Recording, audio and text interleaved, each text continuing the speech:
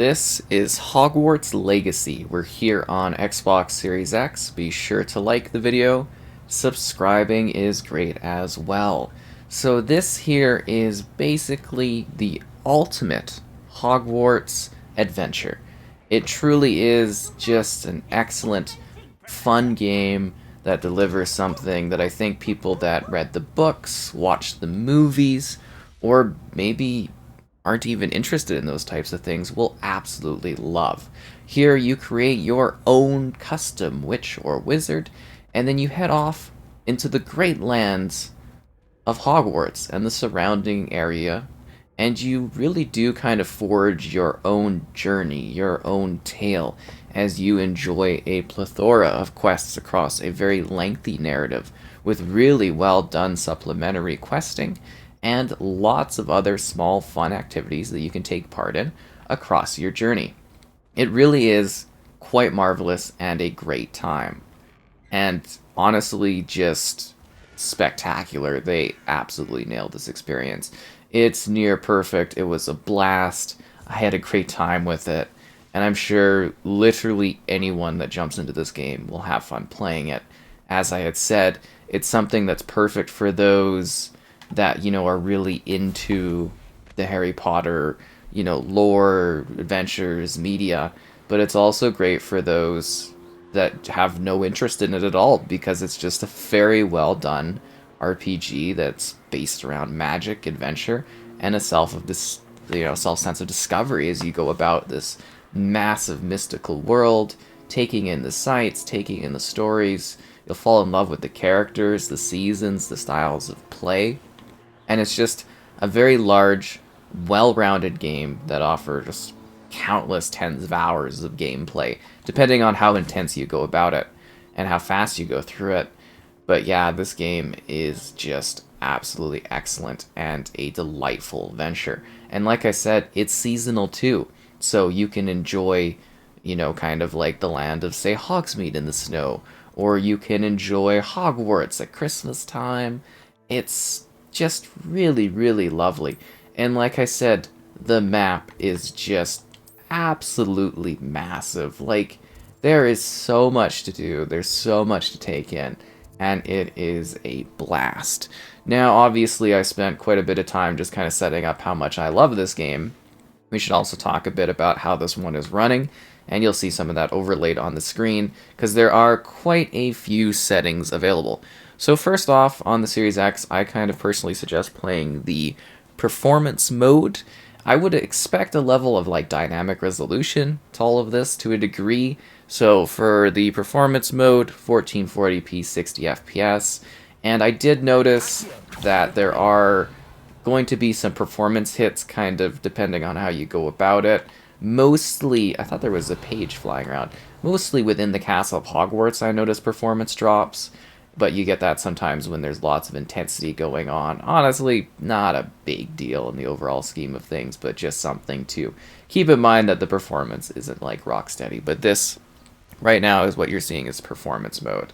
So there's a few other options. You go into the settings, and you go into the different varying options here. So we've got this option here, and then there is Fidelity, and there's Fidelity with ray tracing. If you have VRR enabled, so like a high frame rate display, we'll talk about those in just a second. Keep in mind when I'm recording, things are a little locked down, so I have to do another method of recording to achieve the other showcases for quality.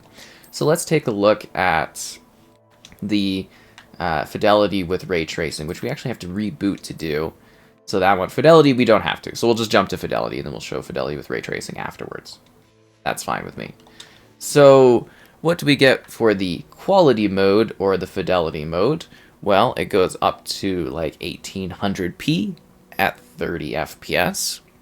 So you will notice, obviously, the performance drops, but you do get a bit more of a resolution showcase. It does look a lot more detailed and better, but I think when you're doing magical spells and unleashing different things, it adds to the experience a bit more if you do have that performance going on, just kind of in my opinion. So the other modes that you would have enabled if you are on a VRR kind of screen, variable refresh rate, 120 hertz screen, you would get a balanced mode that is 1800p at 40 FPS, which is also a very good option because that does settle nicely towards 60 FPS. So that might be a way to go if you have that sort of screen enabled. And then there's Performance HFR, which is high frame rate. So this is an uncapped frame rate option that goes down to 1080p, but can go up to 120 FPS. You're not quite getting up to 120, but you are getting something around 80 or so FPS in most scenarios, unless it's more of a taxing scene or something like that. So some pretty good options. But yeah, just again, here's sort of the quality mode being presented here. It does look pretty good. It does actually, I think, handle like popping and stuff a little bit better on things. It's a pretty good sort of way to go about playing this game if you do want it to look better, right? As I'm stuck on a lamppost, that's a little bit embarrassing. And there's Hogsmeade over there. But we're gonna go and we're going to switch to the ray tracing modes so that we can talk about that. Fidelity with ray tracing. Require the title to reboot to take effect. Please reboot via the system menu. Cool, so we're going to do fidelity with ray tracing. And we are going to, well, we're going to reboot the game. So let's just reset this all and hop back right into Hogwarts Legacy right away. But let's talk about it a bit more. So we've got HDR support. We've got a game that is basically almost flawless in regards to like its loading and everything like that. But I'm assuming some of the loading sequences are actually added to this game due to the fact that it is still like a cross-gen title, even though those builds have not yet become available within the game. So this is kind of like the main menu here, fidelity with the ray tracing. So what do we get when it comes to the fidelity with the ray tracing mode? It's 1440p at 30 FPS. You are seeing ray traced shadows and reflections, except for, I believe, the water scenarios, because, well, ray traced reflections on, like, the big lake, I think would absolutely just be, it would be too taxing on the system, I would assume. As much as I would, kind of love to sort of have that option, I think, it probably would be a bit too much, I say. So there's also like ambient occlusion to a degree. It's sort of like, I guess, a bit of a hybrid type of thing, how the lighting is handled in this one. So you are getting, again, sort of like, some reflections in that. And it may sound odd to have like ray tracing in this game, but there are some actually really smooth, cool surfaces that you can enjoy with ray tracing applied. And I think that's really neat, because it might sound weird, and the reason I went to this room, which is the map room, is you do go and fight these trials in the narrative, and they look like this. So there's quite a few of these rooms that you kind of face off in. So to see like the ray tracing kind of applied in that degree, I think is a pretty good thing. I don't know if this door is actually going to open at all. No, it's not.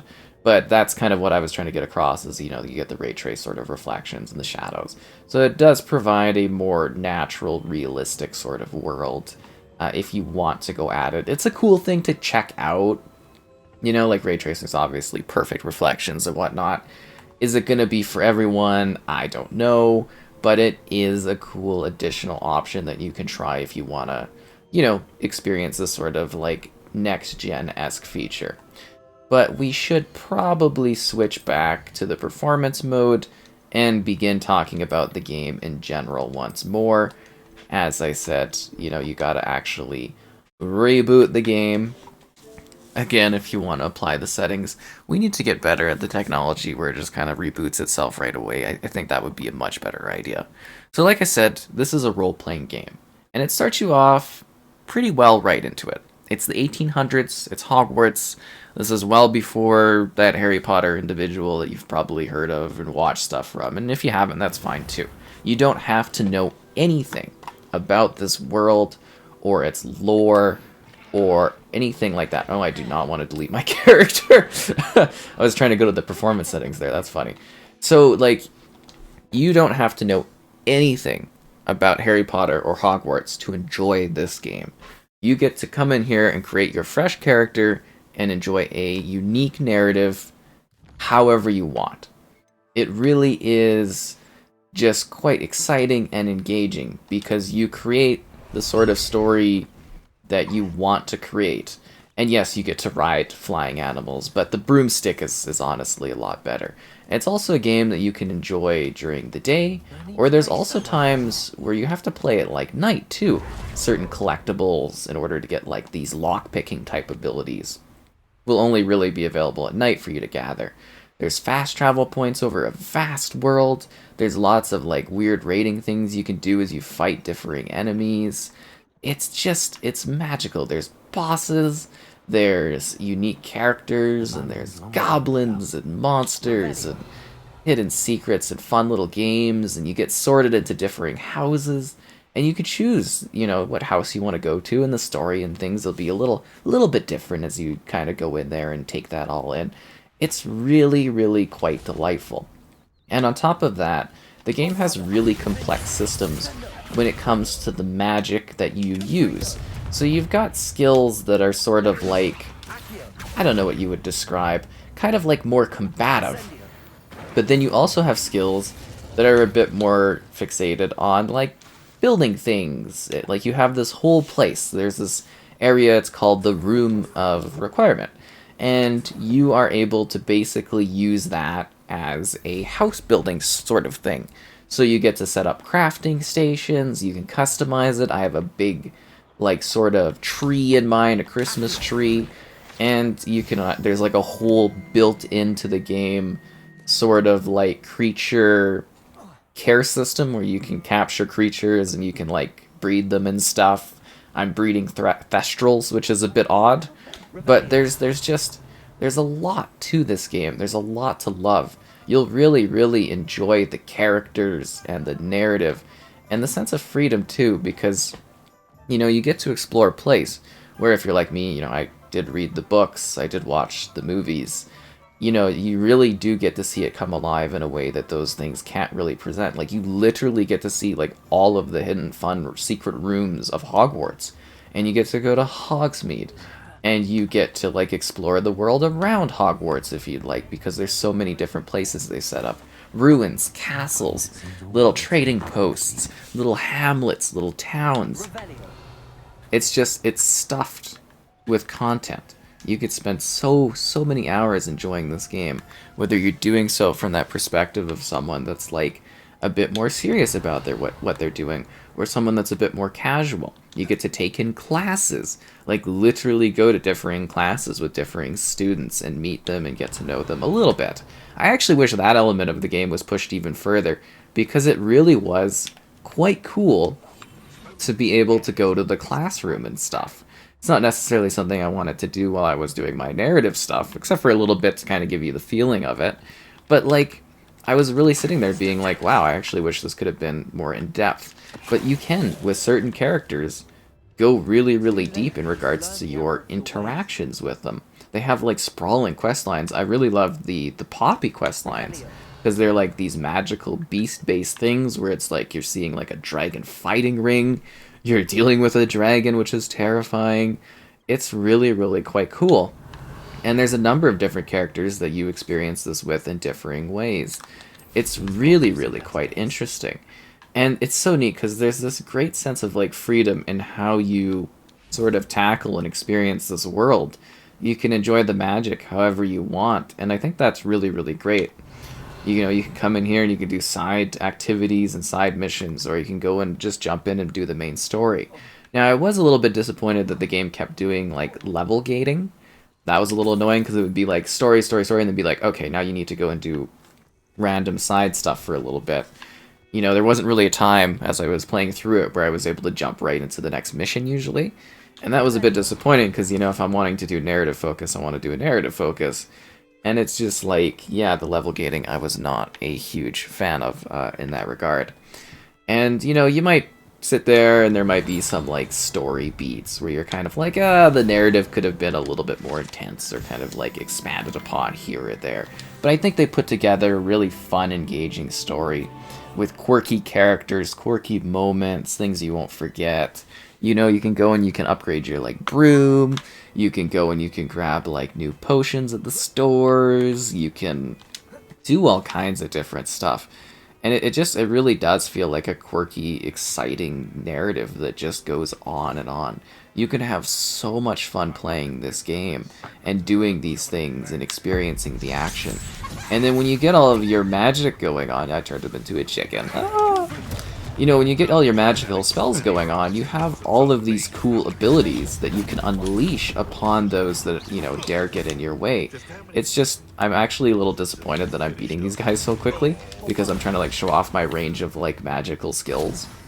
But what I'm mostly trying to get at is, like, there's so much that you can enjoy within this game.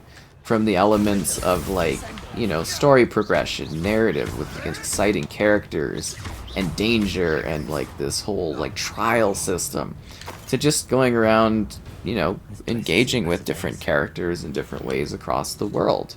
You really can sort of experience it however you'd like to. Where is this last enemy at? I'm trying to, like, finish this off here. This mongrel wolf. Anyways, pretty easy thing.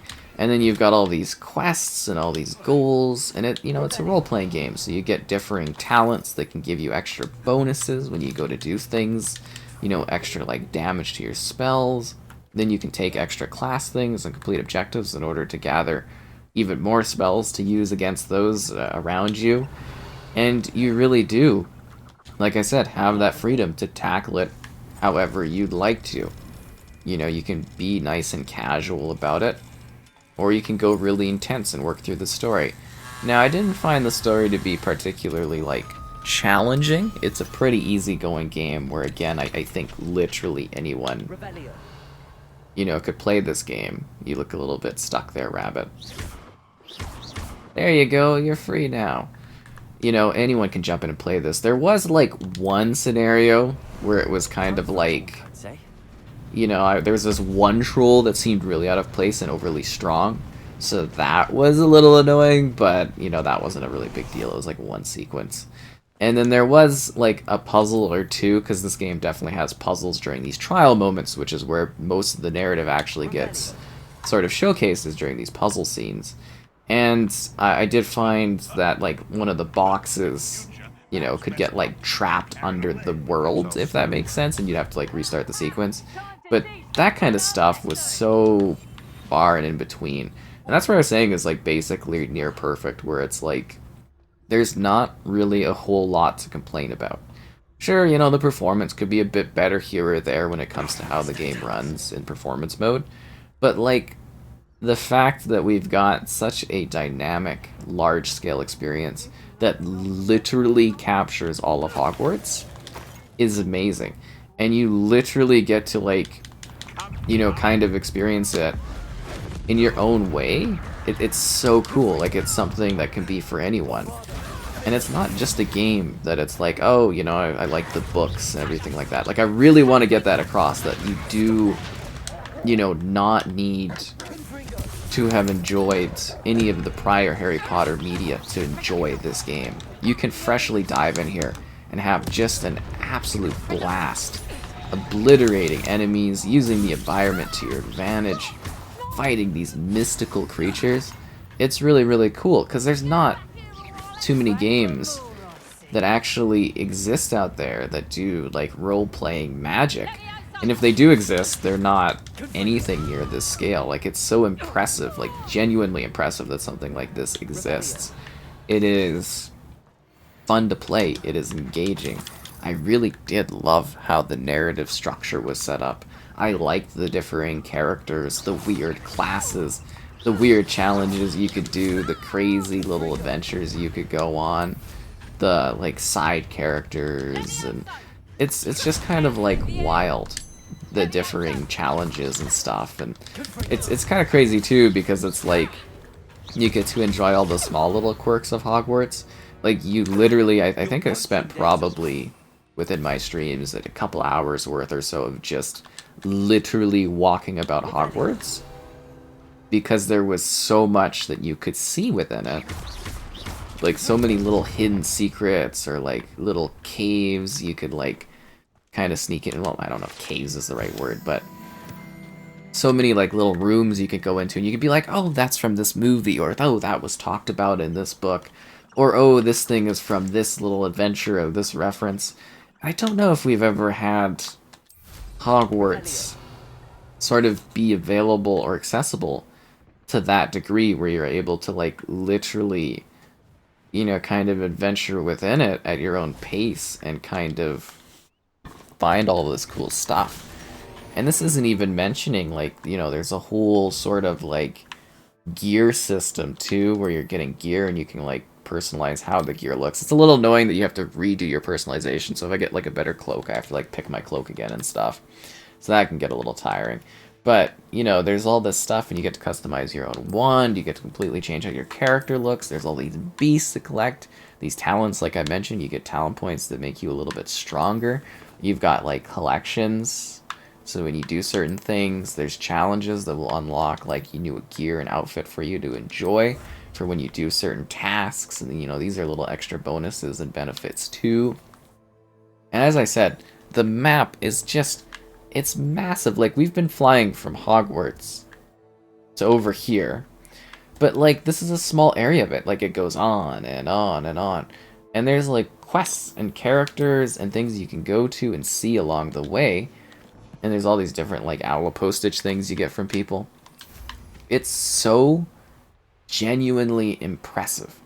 Like, this is something that I really do hope they take as, like, a base and build upon. Because the foundation here is just so genuinely exciting. Like, it's crazy. It really is. This is like the perfect sort of RPG, like a role-playing magic game that I think we've ever had. It's like, it's literally perfection for fans of, like, Harry Potter stuff and Harry Potter lore.